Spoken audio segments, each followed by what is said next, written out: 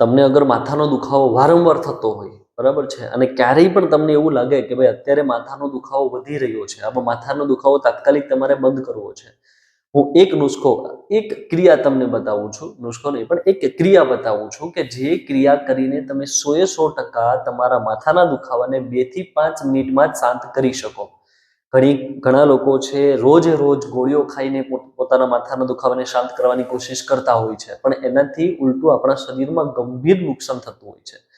હું તમને બતાવું છું એ નુસ્ખો આજથી તમે રોજ કરવાનું ચાલુ કરો, બરાબર છે. ધીરે ધીરે માઇગ્રેનની તકલીફ પણ સારી થઈ જશે અને રોજે રોજ જે માથાનો દુખાવો થાય ને એ પણ નહીં થાય. આજે તમને માથું દુખતું હોય તો એના માટે પહેલા તો જમણું નસકોરું તમારું બંધ કરો. આ રીતના જમણું નસકોરું બંધ કરો. હવે હું બોલીશ નહીં, હવે ખાલી એક વખત ક્રિયા કરું છું. જમણું નસકોરું બંધ કરી ડાબા નસકોરાથી ઊંડો શ્વાસ તમારે લેવાનો છે અને ડાબા નસકોરાથી જ શ્વાસને છોડવાનો છે. આ રીતના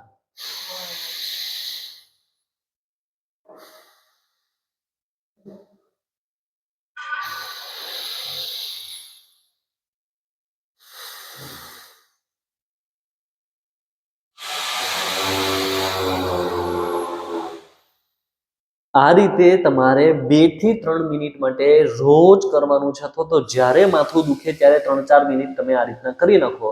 હું ગેરંટી આપું છું માથાનો દુખાવો 3 થી 5 મિનિટમાં મટી જશે.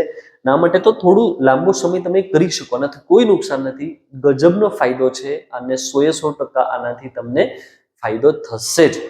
આ વિડીયોને લાઈક કરો, શેર કરો બધા સુધીને. ચેનલ પર નવા હો તો ચેનલને સબસ્ક્રાઇબ કરી દો.